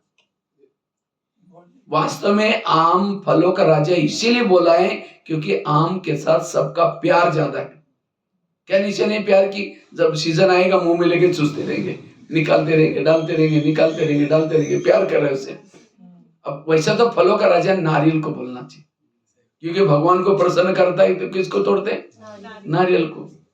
उद्घाटन करना है तो किसको तोड़ते हैं? लेकिन उसको राजा बोला ही नहीं है। राजा किसको बोला है? आम, क्योंकि आम के साथ प्यार है। अगर नारियल के साथ प्यार करो, सूखा नारियल लेके चूसते रहो, 32 दांतों भी टूटेंगे, मिलेगा कुछ भी नहीं है। इसी तरह अगर आपको राजा बनना है, सबके प्यारे बनो। अगर सामने से कोई आ रहे हैं समझे, सामने से कोई आप आ रहे हैं, आपको देख करके लोग किनारा करते हैं, आपका चेहरा देखना पसंद नहीं करते, आप राजा नहीं बन सकेंगे। क्यों हमारे से कोई किनारा करता है? क्योंकि हमारे बोल में कोई किसी ने उसने सुना होगा या कुछ हमारे इंद्रियों पर संयम नहीं है, इसीलिए किसी को ऐसी बात। इसलिए जिसका इंद्रियों पर शासन है, दादियों को जब डायमंड हॉल से निकलते कितने लोग भीड़ करके देखने की कोशिश करते, प्यार है। ऐसे आपको भी सब प्यार करे, गली वाले देखते ही। इसलिए राजा बनने के लिए प्यारे बनो। और फलों का राजा आम को ही क्यों बोला? आम ऊपर से नरम होता है, अंदर से सख्त होता है। और नारियल कैसा होता है? ऊपर से सख्त, अंदर से नरम। इसे दूसरों को क्या ऐसे करना चाहिए, ये करना चाहिए, वो करना, खुद कुछ नहीं करेंगे, दूसरों को ऑर्डर करेंगे। लोग कहेंगे हाँ जरूर कर, जरूर पीछे में हमको पता आप कैसे चाहो बोले। इसलिए पंडित नहीं बनो, आचार्य बनो। पहले करो बाद में कहो। हम करते नहीं और दूसरे को कहते हैं, तभी आम का अचार ही बढ़ता है। हाँ, इसलिए राजा बनो, आम बनो, नारियल नहीं बनो। और फलों का राजा आम को क्यों बोला? क्योंकि आम कोई व्यक्ति थक जाता है, परेशान हो जाता है, किस पेड़ के नीचे जाकर सोता है? आम के। उसकी सारी थकान मिट जाएगी, रिफ्रेश हो जाएगा। अगर गलती से कोई नारियल के नीचे जाकर सोएगा तो छाया तो छोड़ो, और ही नारियल तोड़कर टूट करके शरीर भी टूट जाए, वो सिर भी टूट जाएगा उसका, छाया नहीं होती। इसी तरह दुनिया से कोई तंग होकर के, परेशान होकर के आपके सामने कोई रोता हुआ आया, परेशान लेके आया, तनाव से आया है, आपको यहाँ ऐसी बातें उसको सुनाओ, वो रोते हुए आया था, खुश होके गया, समस्या लेकर के आया था, समाधान करके गया, वो है राजा। कई तो ऐसे भी बीके होते हैं, कोई समस्या लेकर के, प्रॉब्लम लेके आया, यहाँ की कोई उल्टी सुल्टी बात है, यहाँ भी तो ऐसे चलता है, यहाँ कौन सा पन बने, ये तो ऐसे ही रहते हैं, और ये उल्टी सुनाई, आया था परेशान होकर गया और ये दिमाग खराब करके गया। वो कभी भी राजा नहीं बन सकता। क्योंकि मंदिर में कैसे देवी के सामने समस्या लेके जाते हैं, देवी का दर्शन करते हो, हल्के होके जाते हैं। पहले तो यहाँ तो करो, तब जाकर के वो आपकी मूर्ति भी करेगी। खुद रो रहा है तो दूसरे के आंखों के आंसू कैसे पहुंचेगा? खुद यार मेरे घर में प्रॉब्लम है, ये प्रॉब्लम है, खुद ही अपना ही रो रहा है। इसलिए वो है राजा। तो राजा बनने के लिए आम बनो, नारियल मतलब। और फलों का राजा आम को क्यों बोला? क्योंकि आम जब फल लगता है तो झुकता है, नारियल और ऊपर जाता है। अगर आपके अंदर विशेषता, कलाई आई, झुकने के संस्कार चाहिए, वो है राजा। आम है नम्रता का प्रतीक और नारियल है अभिमान का प्रतीक। कहने का मतलब अभिमान वाला कभी राजा नहीं बन सकता। इसलिए निरहंकारी बनने की जरूरत है। नारियल तोड़ते हैं ना, अभिमान को तोड़। इसलिए कहते हैं नारियल को तोड़ो। नारियल माना आपके अंदर जो रियल नहीं है वो छोड़ो, तोड़ो। वास्तव में नारियल वास्तव में आत्मा का प्रतीक है। आत्मा को 3 शक्ति है, मन, बुद्धि और इसी तरह नारियल को भी 3 होल होते हैं, 3 होल। वैसा तो नारियल भी कोई कम चीज नहीं है। नारियल के अंदर जो पानी है, अभी मैंने पानी पिया नारियल का, नारियल का पानी कहते हैं अमृत के समान होता है। कितनी सारी बीमारी है, पेशेंट को क्या पिलाते हैं? नारियल पानी पिलाते, क्योंकि नारियल में बहुत ताकत होती है। लेकिन वो पानी पीने के लिए ऊपर का कवच को क्या करना पड़ता है? तोड़ना पड़ता है। इसलिए कोरोना काल में नारियल की कीमत 250-300 भी हुई थी, 300-400-500 भी मिलता था नारियल, क्योंकि पेशेंट बहुत हो गए, नारियल कम पड़ने लगे।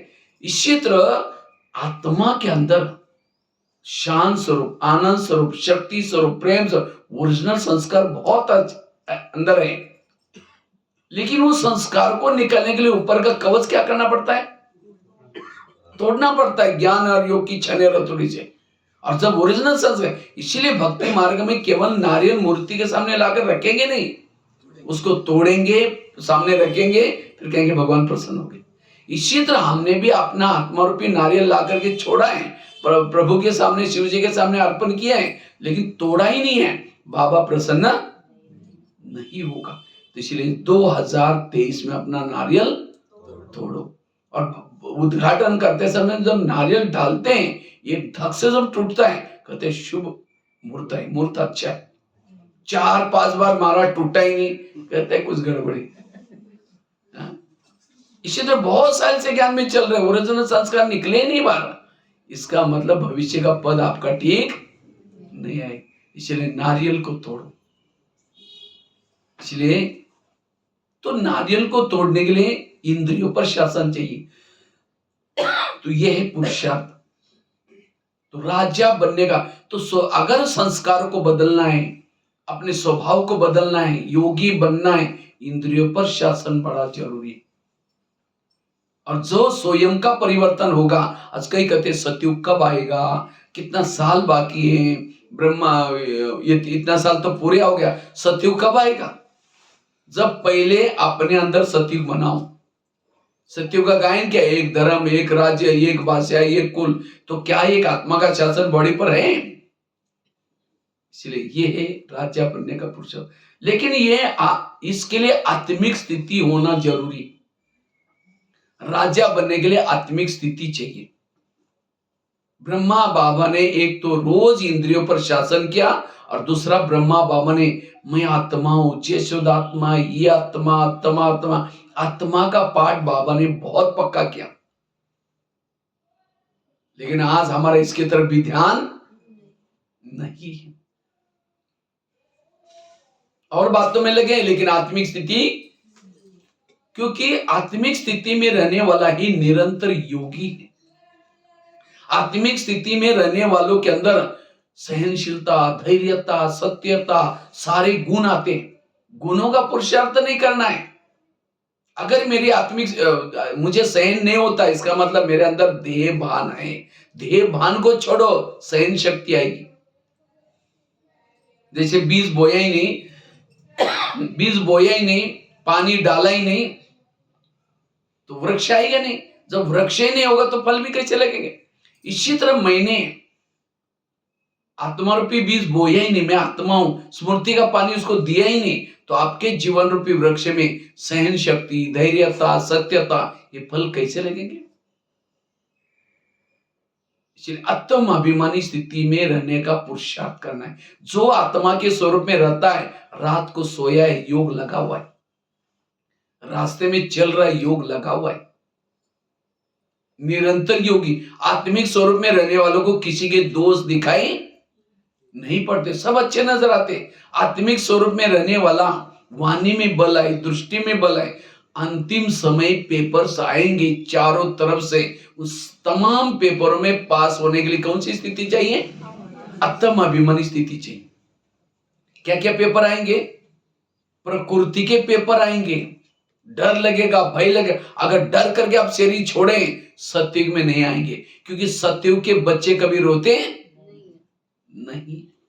आजकल के बच्चे एकदम घबराता है, एकदम डरता है। क्यों? उसका जो अंत हुआ ऐसे दर्दनाक से एक्सीडेंट से किसे हुआ है। इसी तरह अंतिम समय भूकंप आ रहे, ज्वालामुखी पड़ रहे, डर गए, भर गए। आत्मिक स्थिति वालों को कोई भी डर, इसलिए बाबा कहते हैं शरीर में आना, शरीर से बाहर जाना, ये अभी से प्रैक्टिस करो। आत्मा हूं, आत्मा हूं। इविल सोल्स घुसेंगे, ये अभी इतना ज्यादा नहीं, ये बहुत चलेगा। समझो जिसके अंदर काम विकार का संस्कार है, अंश है, कभी कभी संस्कार के वश हो जाते हैं, तो अंतिम समय आत्मा शरीर छोड़ेगी। ऊपर परमधाम तो गेट बंद है, तो वायुमंडल में भटकती रहेगी, और उनके अंदर समझो विकार का उनको ख्याल आया, काम विकार का, तो क्या करेगी? जिसके अंदर विकारों के अंश है उसके अंदर प्रवेश करेगी और उसे अपना काम चलाएगी। पश्चाताप किसको होगा? जिसका शरीर है, कहते यार ये मेरे को ये विचार कैसे आ रहे हैं, ये मैं ऐसे गलत काम कैसे कर रहा हूं। एक एक में 3-3, 4-4 आत्माएं प्रवेश करेगी। इसलिए बाबा कहते हैं अंत में विकारों का फोर्स और बढ़ेगा। इसलिए अभी से अपने अंदर के अंश को खत्म कर लो, और इसके लिए आत्मिक स्थिति चाहिए। अंतिम समय संबंधों के पेपर आएंगे, खान पान के पेपर आएंगे। बिल्डिंग गिरी है, अंदर फंसा हुआ है, 8 दिन ना खाना है ना कुछ है। अगर आत्मिक स्थिति है ना भूख ना प्यास, इससे भी आप परे रहेंगे। इसलिए बाबा कहते हैं ये आत्मा का लेसन ही सारे बातों में पास कराएगा। ये मेहनत करनी, बिल्डिंग बनाते हैं, फाउंडेशन मजबूत डाला जाता है। जिन्होंने फाउंडेशन में कंजूसी की, आंधी तूफान आएगी, बिल्डिंग गिर जाएगी। इसी तरह जिन्होंने आत्मा अभिमानी बने ही नहीं, सेवा में लगे और बातों में लगे, माया का आंधी तूफान आता है, फेल हो जाता है। इसलिए आत्मा अभिमानी की मेहनत करने की आवश्यकता है। जो आत्मा अभिमानी स्थिति में रहता है, जैसे भूत कहां रहते हैं? पहले जमाने में भूतों के बहुत नाम थे, लेकिन आजकल भूतों का नाम निशान खत्म हो गया। क्यों? लाइट हो गई। जिस बिल्डिंग में लाइट 2-4 दिन, महीना 2-4 महीना नहीं है, तो वहां भूत रहना शुरू करते हैं। एक भूत, दूसरा भूत, तीसरा भूत, पूरा बंगला क्या बन जाता है? भूत बंगला। इसी तरह जिस शरीर में आत्मा की लाइट कम होती है, आत्मा अभिमानी स्थिति नहीं है, काम का भूत, क्रोध का भूत, सारे भूत आकर के भूत बंगला बन जाता है। इसलिए भूत किससे डरता है? लाइट से। इसलिए आत्म अभिमानी बनो। कई कहते मेरा संस्कार बदलता नहीं। संस्कार बदलने की मेहनत नहीं करो, लाइट जलाओ, भूत अपने आप जाएंगे। और सबसे बड़ा विकार है देह का भान। देह भान विकारों का मुख्य है। वो आता है बाकी सारे, राम रावण का युद्ध चलता है, राम रावण का एक सिर काटता है, फिर दूसरा काटता है, दोबारा जुड़ जाते हैं। विभीषण आता है, उसके कान में बोलता है ऐसा नहीं मारेगा, उसके नाभि में तेल लगाओ। और जब नाभि में मारा तो रावण क्या हो गया? इसी तरह हम भी रावण के साथ युद्ध करें, कभी काम का काटते हैं, 2-4 महीने के बाद फिर आ जाता है, फिर क्रोध का काटते हैं, दोबारा आ जाता है। क्यों? नाभि में तीर नहीं लगाया। नाभि अर्थात देह बांध छोड़ो, सारे विकार खत्म हो जाएंगे। इसलिए आत्म अभिमानी स्थिति की मेहनत, जितना आत्म अभिमानी स्थिति में रहेंगे। एक भाई ने मुझे क्वेश्चन पूछा, कहता अगर बर्फ के सामने कोई जाएगा तो क्या हो जाएगा? ठंडी का अनुभव होगा। कमेंट्री करने की जरूरत भी नहीं, ओहो कितना ठंडा लग रहा है, क्या क्या हो रहा है, इसे बोलने की भी जरूरत नहीं। गरीब हो अमीर हो सबको होगा। अगर कोई आग के पास बैठेगा तो गर्मी लगेगी, उसके लिए भी कोई कमेंट्री। इसी तरह सर्वशक्तिवान परमात्मा अगर उसके पास कोई जाकर के बैठेगा तो शक्तियों का अनुभव, शांति का अनुभव। लेकिन कहता है माउंट आबू में गुलजार दादी के तन में शांतिवन में बाबा आए थे, स्टेज पर बैठे थे 4 घंटा। और मैं भी था, बहनों से जुगाड़ करके कैसे करके स्टेज के नजदीक मैंने जगह लिया था, सोफे के पास ही। 4 घंटा में बैठा, कुछ भी अनुभव नहीं हो। ऐसे कैसे होगी? वो सर्वशक्तिवान बैठा है लेकिन अनुभव क्यों नहीं हुआ? प्रश्न किया तो मैंने एक छोटी सा एग्जांपल दिया। एक बड़ा सा चुंबक है, सब सुन रहे हैं, सब किसी किसी की आंखें थोड़ा बंद पे, क्योंकि इतनी अच्छी बातें जब चलते आंखें बंद करते लगता है कि शायद इन लोगों को कदर ही नहीं, इसीलिए थोड़ा थोड़ा सा खोल करके, इसीलिए बीच बीच में थोड़ा क्योंकि बहुत एक एक अनमोल रत्न है। ठीक है, तो भाई को पूछा मैंने, तो जैसा बड़ा सा चुंबक है, अगर चुंबक के सामने लोहे के टुकड़े डालो तो क्या हो जाएगा? तुरंत खींच लेगा। इसका मतलब चुंबक बहुत अच्छा है, पावरफुल है। लेकिन लोहे के टुकड़ों को बड़े से कपड़े के थान के अंदर लपेट करके रखो तो हिलेगा? चुंबक खराब है? चुंबक अच्छा है, लेकिन उस टुकड़ों को क्या किया है? उसके अंदर लपेटा। इसी तरह बाबा भी एक सर्वशक्तिवान चुंबक है, अगर उसके सामने आप देह बांध के कपड़े के अंदर लपेट करके बैठो, कोई अनुभव। इसीलिए आत्माभिमानी होकर के बैठना, आत्मा समझ करके बैठना जरूरत है। इसीलिए बाबा कहते हैं ये आत्मा का लेसन पक्का करो। आत्मा का लेसन इस ज्ञान मार्ग में ब्रह्मा कुमारी का बहुत इंपॉर्टेंट लेसन है। और जितना आप आत्मा के स्वरूप में रहते हैं, सारी इंद्रियां कंट्रोल में रहेगी। इसलिए आत्माभिमानी स्थिति में, तो ये आत्माभिमानी स्थिति हम कैसे बनाएं? आत्माभिमानी स्थिति बनने के लिए सबसे पहला जरूरी है योग का अभ्यास। अमृत वेला का योग, क्लास के पहले योग, और ईश्वरीय महावाक्य। सवेरे सवेरे ये 3 चीजें परफेक्ट करता है, वो आत्माभिमानी बनेंगे। क्लास के पहले योग, अमृत वेला का योग, क्लास के पहले योग और साथ में मुरली। तो अमृत वेला कौन कौन उठता है? हाथ खड़ा करो। अच्छा, सभी उठते। लेकिन अमृत वेला का चुपचाप कोई आपका वीडियो दिखाई जाए तो बना, कोई चुपचाप वीडियो बना करके 10 बजे आपको दिखाई जाए तो, हाँ, कहीं कि मेरा है, मैंने ऐसा किया था। दीवार के सारे बैठे हैं, मुख खुला, आंखें बंद है। 2 बार मच्छर अंदर भी गया और बाहर भी आया, पता भी नहीं चला। अगर ऐसा योग करेंगे, हाँ, अगर ऐसा योग करेंगे तो आत्मिक स्थिति कैसी बनेगी? इसलिए आत्मिक स्थिति बनाने के लिए अमृत वेला आंखें खोल करके बैठो। और केवल खोल के भी नहीं, अब बहुत बड़ा मेहमान आए, उसको आप बुलाया। मेहमान बहुत बड़ा है, लेकिन आपका स्नेह प्यार इसलिए आया। लेकिन वो आने से पहले आपने दरवाजा खिड़की लगा करके, कुंडी लगा करके सो जाओ। वो बेल बजा रहे, घंटी बजा रहे, दरवाजा नहीं खोलो तो अब उसको लगे कि कैसे लोग है, मैं 10 काम छोड़ के आया हूं, इनके हित के लिए आया हूं, और ये तो दरवाजा बंद किया। वो चला जाएगा अपने 10 काम करने के लिए। फिर फोन करो, क्या बात आप आई नहीं? वो कहा मैं आया था, बेल बजाई थी, आप अंदर ही थे, अंदर से कुंडी बंद थी, नहीं प्लीज आओ। फिर आया, फिर दरवाजा बंद किया, फिर फोन करो, कहेगा कभी नहीं आऊंगा। मैं 2 बार हो गया आया, आपने दरवाजा बंद करके रखा, मैं कैसे आऊं? इसी तरह अमृत वेला उठेंगे, बाबा को निमंत्रण देंगे, मीठे बाबा, प्यारे बाबा, आ जाओ, हम आपसे बातें करने। अब बाबा को तो बुलाया, दरवाजे खिड़की, तेरे द्वार खड़ा भगवान, भगत भर ले जोली, भगत तुम सर्दी हो गया। इसलिए आंखें खोल के, और केवल खोल के भी नहीं बैठो। समझो कोई घर में मेहमान है, उसके चेहरे की तरफ देखते रहो। वो कहेगा फोन क्यों किया था? इसी तरह कई भाई बहने जब योग करते ना, बाबा के फोटो की तरफ देखते रहेंगे, फिर बीच में देखेंगे घड़ी में, फिर देखते रहेंगे, फिर देखेंगे। अब कोई घर में मेहमान बैठा है, उसको देखते रहो, घड़ी की तरफ देखते रहो, को लगेगा शायद मैं आने के कारण इनको कुछ काम हो जाना होगा, कहीं बाहर जाना होगा, शायद डिस्टर्ब मेरे से बात करने के बजाय बार बार इधर ही देख रहे हैं, वो तो चला जाएगा फिर। हाँ, इसलिए योग में बार बार लगन में मगन होकर के बैठो, घड़ी देख करके योग करना नहीं। इसलिए अमृत वेला का योग अच्छा करना। कई क्या करेंगे, अमृत वेला उठेंगे, शुरू करेंगे, मैं आत्मा हूं, शांत स्वरूप हूं, शक्ति स्वरूप हूं, अब जा रही हूं चांद सूरज तारांगन के पार। अब तारांगन के पार जाकर के झुटका लगा, नीचे हड्डी गुडी टूट जाएगी। हाँ? इतना ऊंचाई से नीचे गिर रहे। एक कुमार ने मुझे क्वेश्चन पूछा, कहते भाई साहब मैं अमृत वेला उठता नहीं, नींद ही नहीं खुलती। हमने कहा नहीं अलार्म लगाए करो ना। कहता अलार्म तो लगाता हूँ, लेकिन मुझे सुनाई नहीं पड़ता। हमने कहा क्यों?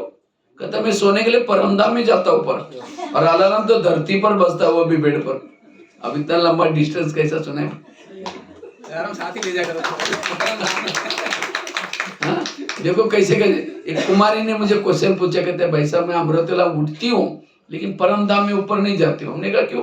कहते उसी समय हमारे घर के ऊपर बहुत अंधेरा रहता है। हमने कहा अंधेरे में आपका घर तो 4-5 तालों के बीच में, गेट का ताला, फिर कमरे का ताला, फिर ये, अब वो, और ऊपर तो कोई आपकी आत्मा भी नहीं जा रहा, आत्मा भी शरीर में बैठी, मन बुद्धि को कोई थोड़ी कोई भूत पकड़ेगा। देखो मतलब कैसे कैसे क्वेश्चन पूछते हैं। बाबा कहता है बच्चे मैं रोज तुम्हारे घर में आता हूँ। आता है आपके वहां तो दिखता है बाबा आपके घर में आता है कभी? हाँ? बाबा को देखने के लिए होश में बैठने की जरूरत है। कोई बेहोश में बैठा है तो कैसा दिखाई पड़ेगा? जैसे कोई शराबी शराब पी करके गटर में पड़ा है, और कोई जाकर के कहे 10 रुपए ले लो, घर में जाकर सो जाओ, वो कहेगा मैं राजा हूं, मुझे कुछ नहीं चाहिए। अब गटर में गिरा है, नशे के कारण क्या समझता है? इसी तरह अमृत वेला बाबा वरदानों का झोला लेकर के हर एक के पास आता है, पूछता है बच्चे कुछ चाहिए, लेकिन हम ऐसे झूम रहे थे, ऐसे झूम रहे तो जैसे शराब पिया था ऐसे झूम, कुछ नहीं चाहिए मैं राजा हूं। वो झूम रहा है ऐसा। कई तो दिन में झूमते अमृत वेला तो पता नहीं क्या होता होगा। ब्रह्मा बाबा रात को सोते थे झोपड़ी में, तो कईयों को लगता था कि बाबा को हमको देखने के लिए जाना है, बाबा सोते कैसे? तो सिक्योरिटी वाले मना करते थे, तो भी नहीं, हम चप्पल यहाँ छोड़कर बिल्कुल साइलेंट। तो तो जब भी कभी भी 12 बजे 1 बजे 2 बजे कभी भी बाबा के पास जब जाते थे, बाबा कहता था आओ बच्चे, आओ बच्चे। ये है अशरीरी की नींद, ये है आत्मिक स्थिति वाले की नींद। लेकिन हमारी आदत, हम ऐसे सो जाते हैं घोड़े बेच करके, अगर कोई खटिया को उठा करके कोई स्मशान में भी लेके जाकर रख दिया पता भी नहीं चलेगा। हाँ? यह देहबान वाले की। इसलिए अमृत वेला अलर्ट होकर के करना। नींद, अब किसी के चेहरे पर मेकअप हो रहा है, जिसके चेहरे पर में वो झुटका लगा यहाँ का मेकअप यहाँ पहुंचेगा। अमृत वेला बाबा आपके भाग्य में क्या करता है, लिखता है।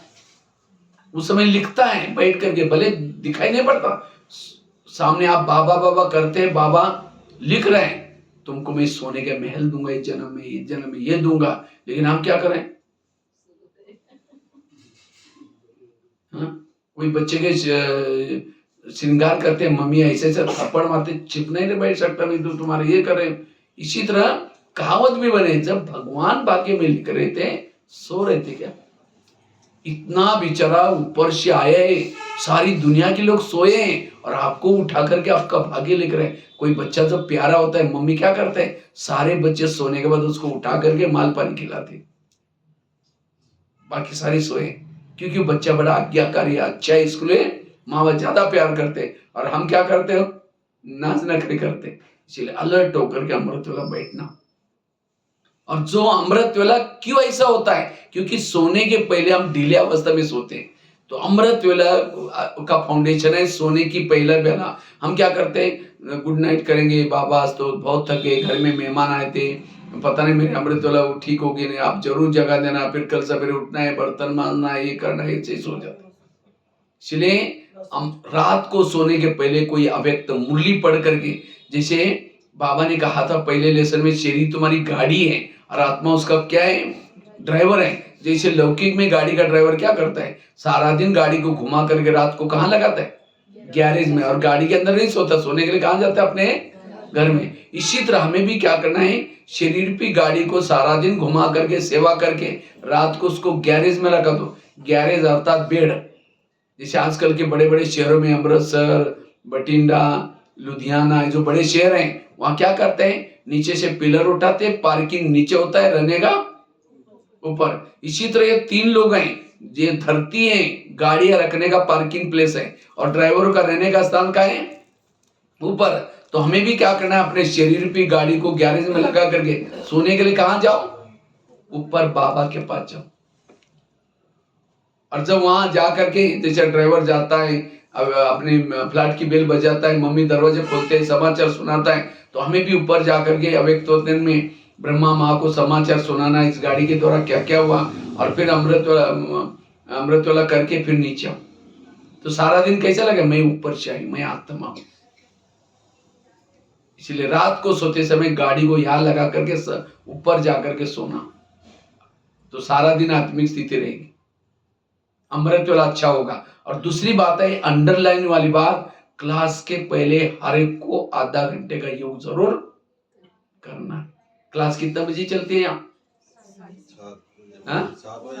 7 बजे मुरली स्टार्ट होते हैं, तो योग कितना बजे चलता है, 6:30 बजे। पहुंचते कितने हैं, एक 6:30 बजे आएगा, दूसरा 6:45 बजे आएगा, तीसरा फिर आएगा, जैसे 7 बजे फटाफट पहुंच जाएंगे। आज खेती में जब बीज डालते हैं तो क्या करते हैं, उसको पहले हल चलाया जाता है, फिर बीज डाला जाता है। इसी तरह ज्ञान का बीज डालने से पहले हमें भी क्या करना है, बुद्धि में हल चलाना, योग करना अर्थात हल चलाना। अगर योग करके आप नहीं सुनते, मुरली कोई काम की नहीं। शाम को पूछेंगे आज की मुरली क्या थी, बढ़िया अच्छी थी, वरदान बताओ बहुत अच्छा था, स्लोगन बताओ बहुत अच्छा था, दिमाग से सारा उड़ गया। क्यों, योग नहीं किया। इसलिए योग बड़ा जरूरी है। क्लास के पहले योग हमें, और संगठन का योग कब मिलता है, केवल हम क्लास के पहले ही मिलता है, बाकी तो हम घरों में करते हैं। इसलिए संगठन में जितना योग करेंगे, यहाँ का वायुमंडल पावरफुल बन जाएगा।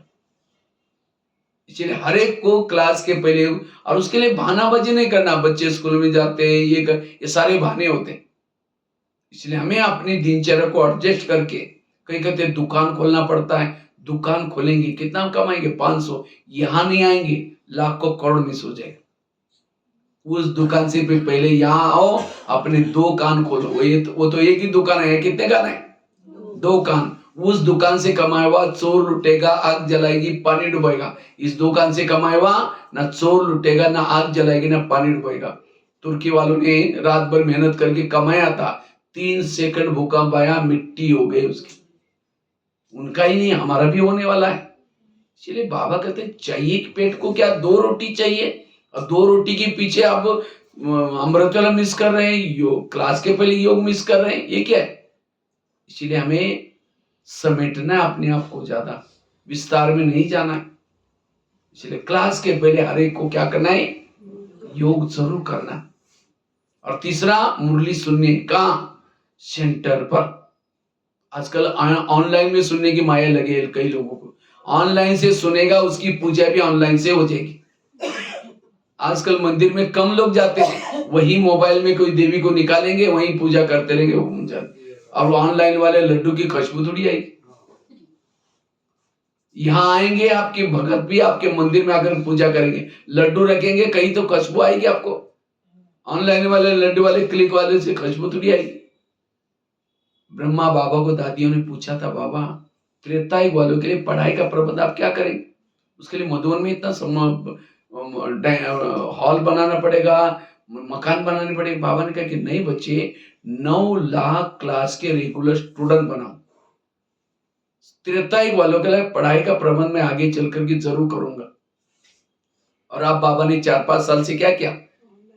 फेसबुक, व्हाट्सएप, ये सब पीस ऑफ माइंड, टीवी, ये चैनल वगैरह कई चालू कर दिया। ये सब किसके लिए? त्रेता युग वाले। तो आपको सतयुग में जाना है, त्रेता में जाना है? तो सतयुग में जाना है तो पढ़ाई कहाँ पढ़नी है? यहाँ करके पढ़नी है। तो रोज मुरली हमें यहाँ सुननी है। चलो 2 मिनट।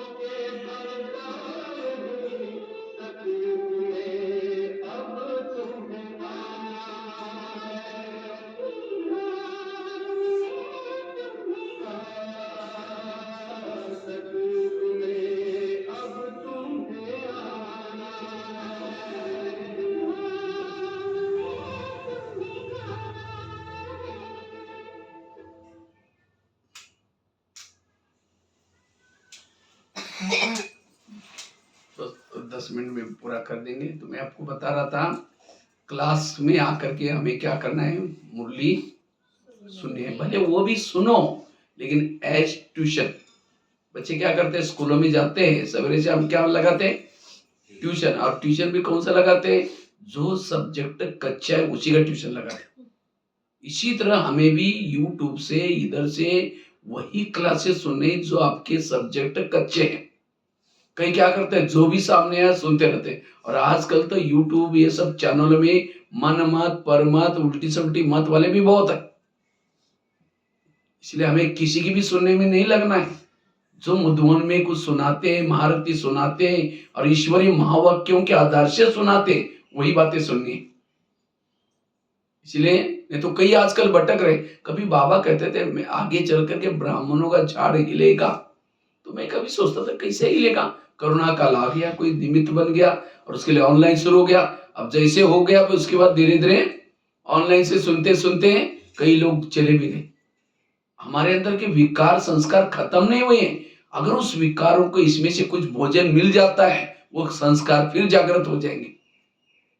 इसलिए कोशिश करके 8 बजे तक उस साधनों को देखो, नहीं तो भी अच्छा है उसको बंद करके रखो और 3 चीजें करो, उसके बाद ये साधन आपको अभी नहीं चढ़ेगा। इसलिए सवेरे सवेरे हमें क्या करना है, 3 चीजें जरूर करनी। एक एकलव्य था, भील द्रोणाचार्य के पास गया, कहता मुझे नंबर 1 चाहिए, मैं अर्जुन से भी होशियार हूं।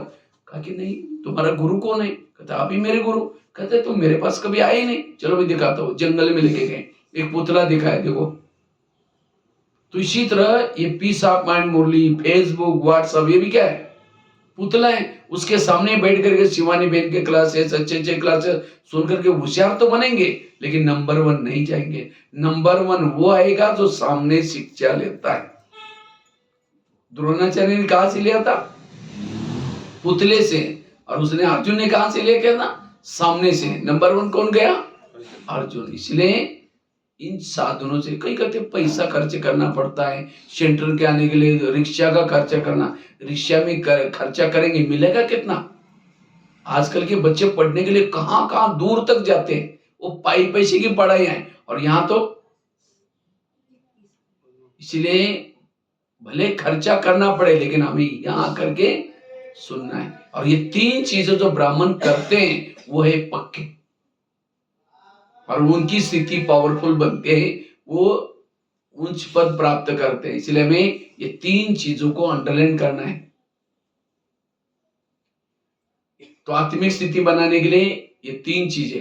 आत्मिक स्थिति बनाने के लिए बहुत सारी बातें हैं। एक तो 7 स्वरूपों का अभ्यास करो, आत्मा की ओरिजिनल साथ। मैं कहीं ये क्लास नहीं कर रहा हूं, लेकिन हमने जो पुरुषार्थ किया, क्योंकि मैं कहा महाराष्ट्र में एक छोटे से गांव में जन्म लिया।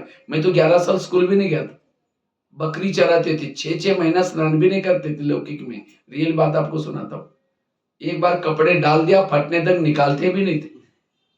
तो 11 साल के बाद हमारे खेती से एक रोज बच्चा जाता था। मैं सोचता कि बच्चा रोज कहाँ जाता है। एक दिन उसके पीछे पीछे गया, एक मंदिर में स्कूल लगती थी, तो एक ही टीचर था, 7 कक्षा इकट्ठी बैठती थी। तो टीचर को कहा सर मुझे भी पढ़ना है। तो टीचर ने मना किया, तुम तो बड़े हो गए। हमने कहा सर मुझे कोई सर्टिफिकेट नहीं चाहिए, मुझे कोई मार्क लिस्ट नहीं चाहिए, मुझे केवल क ख सीखना है। तो मेरी लगन देख करके कहता है ठीक है कल से आओ। तो पहले दिन मुझे 5वीं कक्षा वाले बच्चे के साथ बिठाया, क्योंकि 7 कक्षा थी, एक ही रूम थी। और कहा कि पहली को सुनाएंगे तो भी सुन लेना, दूसरे को। रोज जब जाना शुरू किया, घर वालों ने मना किया, अपने पास पैसे नहीं। मैंने कहा मैं बिना बच्चे का पढ़ूंगा। तो मैं क्या करता था, रद्दी से पुरानी डायरी लाता था, पानी से धुलाई करता था, धूप में सुखा करके फिर लिखता था। ऐसे करके पढ़ाई किया। एक दिन आया, उसी रद्दी में ब्रह्मा कुमारी का किताब मिला, उसी से ज्ञान में। और 10वीं कक्षा में बोर्ड में पहला नंबर लिया। 10वीं के बाद ITI का कोर्स करने के लिए बड़े शहर में गए थे, तो वहां एक ब्रह्मा कुमारी की पाठशाला मिली, गीता पाठशाला थी। तो वहां मैं रोज जाना शुरू किया। जिस दिन मैं पहले दिन वहां गया था, एक भाई मुरली सुना रहा था। और मुरली क्या चल रही थी, बच्चे तुम आत्मा हो, आत्मा अभिमानी बनो, ये अभ्यास बार बार करो, इसे उच्च पद मिलेगा, यही हमारे पढ़ाई का सार है। तो मैं बाहर आकर के सोचा, ये ब्रह्मा कुमारी का मुख्य लेसन ये है आत्मा का। मैं जाकर के अपने हाथ पर भी लिख करके रखा, उसी समय लिखा पड़ा, मैं आत्मा हूं।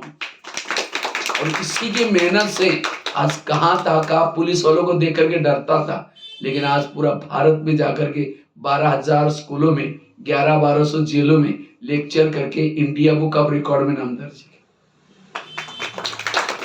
आत्मा हमने और कुछ नहीं किया, इसी के ऊपर मेहनत की, बस एक आत्मा का ही करो, आपकी सारी समस्या खत्म हो जाएगी। आज हमारी सारी समस्या की जड़ है देह का भान। हमें दूसरे को ये समस्या प्रॉब्लम ये करते, इसलिए बाबा कहते बच्चे ये आत्मा का लेसन क्या करो, पक्का करो। तो 7 स्वरूपों का निरहंकारी बनना, सोमानों के अभ्यास करना और योग विधि पूर्वक करना। कई क्या करते हैं, योग में आएंगे, समझो कोई माता इस सवेरे योग लगाने के लिए आ रहे हैं, आते आते रास्ते में देखा कि बहुत अच्छे सब्जी वाला जा रहे हैं, फिर सोचे कि वाह इतनी अच्छी सब्जी है, चलो आज दोपहर को इसकी सब्जी बनाते। पहले सोचा कि जाकर के योग करेंगे, मुरली सुन करके जाते समय लेके जाएंगे, यहाँ करके बैठे लाल लाइट चल रहा है, गीत बज रहा है, शुरू करेंगे मैं आत्मा हूँ, शांत स्वरूप हूँ, शक्ति स्वरूप हूँ। फिर सोचे अरे झोला तो थैला तो लाए नहीं, सब्जी कैसे लेके जाए, चलो छोड़ो कुछ, उसके बाद सब प्लास्टिक का झोला तो होगा ही। फिर कहे कि मैं आत्मा हूँ, शांत स्वरूप हूँ, शक्ति स्वरूप हूँ। फिर सोचे कि गैस के ऊपर जो दूध रखा था गर्म करने के लिए, शायद उसको बंद किया या ऐसा ही चल रहा है, चलो कोई बुझा देगा। फिर मैं आत्मा हूँ, शांत स्वरूप हूँ, शक्ति स्वरूप हूँ। फिर सोचे घर में तो मेहमान आने वाला था, मैंने सोचा था उसके लिए छोले चने बनाओ, लेकिन रात को तो भिगो ही नहीं, चलो छोड़ो कुछ और बना देंगे। मैं आत्मा हूँ, शांत स्वरूप हूँ। लाल लाइट की सफेद लाइट होगी, योग का टाइम पूरा हो गया। सामने वाला बैठने वाला सोचे वाह इन्होंने आधा घंटा योग किया, लेकिन इनका योग कहाँ लगा था, वो सब्जी वाला योग या छोले वाला योग, बाबा वाला योग। अगर ऐसा योग करेंगे आत्मिक स्थिति कैसे बनेगी। इसलिए आत्मिक स्थिति बनाने के लिए विधि से योग लगाओ। जैसे मोबाइल को चार्ज करते कैसे करते हैं, प्लग के पास लाकर रखेंगे नहीं, उसकी तारे डालेंगे, एक नहीं दोनों तारे डालेंगे, फिर स्विच चालू करेंगे, तब बैटरी क्या होते हैं, शरीर मोबाइल है, आत्मा उसकी बैटरी है, उसको चार्ज करने के लिए बाबा ने टावर बनाया, प्लग का पॉइंट बनाया। हमें दिन में एक बार एक प्लग के पास आना जरूरी है।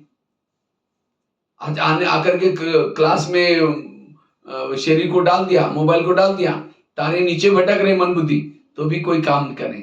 यहाँ आने के बाद भी मन बुद्धि कहाँ लगा दो, ऊपर बाबा के साथ ज्वाइन करो। और एक तार नहीं, दोनों भी तारे, मन और बुद्धि भी, दोनों लगाने के बाद फिर स्विच भी चालू करो। बाबा ने मेरे पर क्या उपकार किए, बाबा ने मुझे क्या से क्या, जितना उपकारों को प्राप्तियों को याद करेंगे तब लगन में अगन हो जाएगी। और साथ में ऐसे नहीं कि तारे डाल दिया फिर कभी तार निकाल रहे डाल रहे, तो भी चार्ज कैसे डालते पता है ना, किसी को सब्जी याद आ रहा है, किसी को क्या याद आ रहा है। इसलिए तारों को कई कहते हैं योग में बैठते तो मेरी आत्मा ऊपर जाती नहीं, योग में आत्मा परमधाम में नहीं जाती। मोबाइल को चार्जिंग में लगाया, तारे डाल दी, स्विच चालू किया, क्या बैटरी निकल करके मोबाइल में घुसने के लिए गई? हाँ, बैटरी कहाँ है, मोबाइल में। ऊपर कौन गया फिर वो करंट लेने के लिए? तारे। इसी तरह हमारी आत्मा बॉडी में रहती है, मन बुद्धि बाबा में जाती है। और जिन्होंने इस बात को समझा उसके लिए योग, नहीं तो हम पीस ऑफ टीवी में कहीं ना इधर उधर देखते योगी बैठा, जैसे बैठता आत्मा हूं निकली हूं करके करके ऊपर, और हमारी तो जाती नहीं, हमें लगता है योग लगता ही नहीं, ऐसे सोचते हैं। फिर देखते हैं रूम में बैठे यहाँ तो लग रहा हमारा योग लगता ही नहीं। इसलिए मन, जैसे अभी मैंने कहा इसी समय मधुबन में आप लोग ओम शांति भवन के सामने खड़े हैं, इमर्ज करो ये ओम शांति भवन, पीछे पहाड़ी है और व्हाइट वाली बिल्डिंग है, दो साइड पर दो योगी है, बीच में घड़ी है बड़ी, और आप गेट से ऊपर चढ़ रहे, बीच वाले गेट से जैसे अंदर गए एक सोलर का मॉडल बना हुआ है, उसको आप देख रहे हैं। वो देख करके ओम शांति भवन के अंदर प्रवेश किया, पीछे एक घड़ी का चित्र बना है, 3 बना सतयुग त्रेता द्वापर का। उसके बाद नीचे है पांडव भवन में एक कृष्ण का चित्र है गोले वाला, उसको देख करके आप गए शांति स्तंभ के पास। शांति स्तंभ मार्बल का बना हुआ है, बहुत साइलेंस हुआ, ब्रह्मा बाबा के संस्कार किए थे, और वहां पवित्र स्तंभ, ज्ञान स्तंभ, शक्ति स्तंभ लिखा हुआ है। तो उसको चक्कर लगा करके आप धीरे धीरे झोपड़ी की तरफ जा रहे हैं। झोपड़ी के पास एक झूला है, जब बाबा झूलते थे वो देख रहे हैं। उसके बाद आप झोपड़ी के अंदर प्रवेश किया, एक गधीला रखा है, बाबा वहां पत्र लिखते थे बच्चों को। वहां से आप बाबा के रूम में गए, जहाँ नीला सा ट्रांसलाइट है, जहाँ ब्रह्मा बाबा निवास करते थे, जहाँ अभी भी भोग लगता है। वहां से आप पीस पार्क में गए, पीस पार्क में एक ओम का बना हुआ है, वहां से आप गुरु शिखर की तरफ देख रहे हैं, वहां से आप नीचे ज्ञान सरोवर में आए, ज्ञान सरोवर के किचन के सामने खड़े, वहां से आप नीचे शांतिवन में आए, दादी प्रकाशमणि पार्क में, दादी प्रकाशमणि स्तंभ पर आए, वहां से डायमंड हॉल में आए, बहुत बड़ा विशाल बाबा का फोटो है डायमंड हॉल में, जो लास्ट के गेट से भी दिखता है, जहां बाबा आते थे, अव्यक्त मिलन मनाते थे हम लोग। तो वहां से आप नीचे तपस्या धाम में गार्डन में गए, तपस्या धाम गार्डन से पीछे मुड़ के देखा, एक पहाड़ी पर ओम शांति लिखा हो, दिखाई पड़ा? क्या आत्मा निकल करके गई थी वहां भी? कौन गया था? मन और रूप। आंखें तो आपकी यहां देख रहे हैं, लेकिन मन बुद्धि ये है। योग आपका पूरा कहाँ लगा था अभी? माउंट आबू में लगा था। इसी तरह यहाँ शरीर में बैठे हुए भी मैं आत्मा है, शरीर से बुद्धि के द्वारा ऊपर जा रही हूँ, चांद सूरज तारांगन के पार जा रहे हूँ। अव्यक्त वतन में ब्रह्मा बाबा उठ करके खड़े हो जाते हैं, आपको गले लगाते हैं, आपके मस्तक के ऊपर हाथ रखते हैं, फिर पावरफुल दृष्टि दे रहे। वो दृश्य को देखना, और जब ये दृश्य देखेंगे मन सोचेगा ये आपका रियल योग है। इसलिए विधि से योग करने से आत्मिक स्थिति बनती है। इसलिए आत्मिक स्थिति तो ये है वर्तमान समय अनुसार पुरुषार्थ। इससे आपकी दो बातें मैंने अंडरलाइन की, एक तो बताया इंद्रियों पर शासन करना, और दूसरा आत्मिक स्थिति बनाना। और आत्मिक स्थिति का आधार है संकल्प को कम चलाना, सोमानों के अभ्यास करना।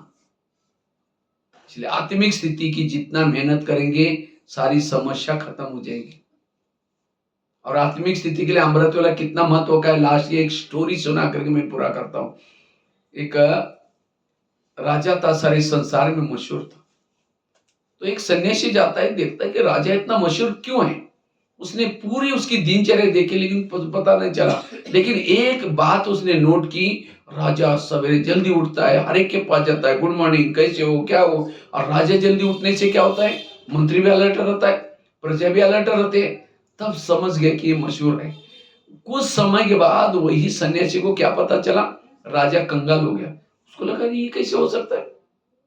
दोबारा सन्यासी गया देखने के लिए, लेकिन कुछ पता ही नहीं चला उसका। लेकिन एक बात उसके फर्क में आई, पहले जब आया था जल्दी उठता था राजा, और दोबारा जब देखा तो आराम से सोया पड़ा 8-9 बजे तक। और राजा सोने के कारण उसके महल में चोर घुसते थे, इधर का माल उधर करते थे, मंत्री भी। अब तब समझ गया। फिर उसने जाकर के राजा को जाकर के कहा, राजन आपके महल के पास एक हंस आता है, हंस, और जिसकी नजर उस हंस के ऊपर पड़ेगी सारे संसार में मशहूर हो जाएगा। तो राजा कहता है मुझे भी होना है। कहता हंस को देखना पड़ेगा, लेकिन राजन वो बहुत जल्दी सवेरे आता है। तो कहता ठीक है, मैं पहले उठता था ना, अभी उठूंगा। फिर राजा उठना शुरू किया। जैसे राजा सवेरे उठता है, चोर तो रोज की तरह आए थे, चोरों ने देखा रे राजा चक्कर लगा रहे, भागे। दूसरे दिन आए, फिर देखा राजा चक्कर लगा, रोज राजा चक्कर लगाना शुरू किया, चोरों ने आना। धीरे धीरे राजा अच्छी होने लगी, प्रगति होने लगी, मंत्री वगैरह सब अलर्ट हो गए। फिर कुछ समय के बाद वही सन्यासी गया, राजा को पूछा कि आपने हंस को देखा? कहते हंस को तो नहीं देखा, लेकिन मेरी राजा ही बहुत अच्छी हो गई। तब सन्यासी ने कहा यही मैंने आपको युक्ति बताई थी। मैं अगर आपको कहता आप सोते रहते हैं इसलिए ऐसा, कहते तुमको क्या लेना देना, मैं सो जाऊं चाहे कुछ भी करो, आप मेरा सिर काट देते हैं, इसीलिए मैंने युक्ति बताई। इसी तरह फिर से वो राजा मशहूर हो गया। ये कहानी हमारी अपनी है। हम भी एक समय था मशहूर थे, लक्ष्मी नारायण का राज्य मशहूर, हम उसमें थे। लेकिन क्यों मशहूर थे कि आत्मा राजा जागृत थी। लेकिन धीरे धीरे आत्मा राजा सो गया, और आत्मा राजा सोने के कारण इस शरीर रूपी महल में 5 चोर घुस गए, काम क्रोध लूट लिया। फिर परम धाम से शिव बाबा जैसे सन्यासी आया, उसने देखा ये इतने मशहूर था, इसको क्या हुआ। तो समझ गया कि ये खुद सोए हैं। तो फिर जैसे सन्यासी ने युक्ति बताई, इसी तरह बाबा भी क्या युक्ति सुनाता है, तुम्हारी महल के पास एक फरिश्ता आता है, ब्रह्मा के तन में शिव बाबा आता है। कितना बजे? सवेरे सवेरे जल्दी आता है, तुम उसको देखने के लिए उठो। अगर सवेरे उठ करके हम उसको देखेंगे, उससे बात करेंगे, तो धीरे धीरे हमारी आत्म जागृति होगी। और जब आत्म जागृति होगी तो चोर आना बंद हो जाएगा, और फिर से हमारी राजाई तो अमृत वाला राजाई का आधार है, अमृत वाला का योग। इसलिए अमृत वेला हमें अच्छी तरह क्या करना है, करना है। अमृत वेला क्लास के पहले और साथ में मुरली, ठीक है। ओम शांति।